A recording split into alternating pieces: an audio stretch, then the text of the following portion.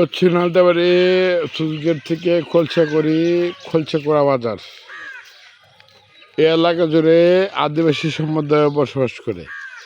এদের জীবিকার প্রধান উৎস হচ্ছে বাংলা মদ, বাতের তারি বিক্রি করা।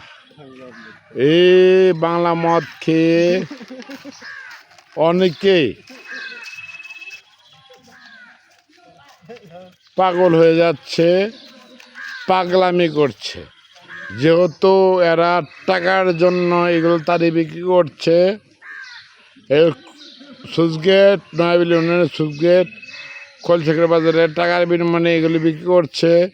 এরা অধিকাংশ লোক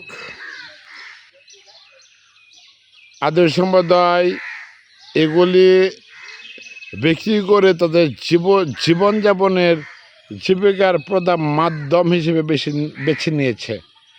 এইখানে এইগুলি বাংলা তারিতে মিশ্রিত হচ্ছে ইউরিয়া, টিএসপি, নিম পাতা সহ বিভিন্ন গাছগাছড়ার বীজ এবং ওষুধ। এগুলি খেয়ে মুসলমান জাতি যারা এই বাংলা মতের প্রতি আসক্ত, তারা পাগলা আচরণ করছে এবং রীতিমতো অটো অ্যাক্সিডেন্ট, মোটরসাইকেল অ্যাক্সিডেন্ট সহ সর্বনাশা জীবন গড়ছে।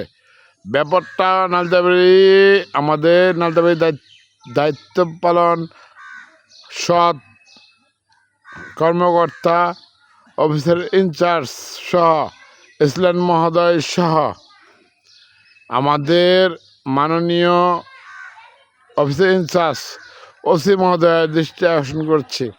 এই খোলসাকড়ি গ্রামটাকে মুসলমান জাতি, আদিবাসী সম্প্রদায় মদ বিক্রি করে এই মদ খেয়ে যে পাগলামো করছে, এই ব্যাপারটা দেখার জন্য সবিনয়ে বিনীত নিবেদন করছি।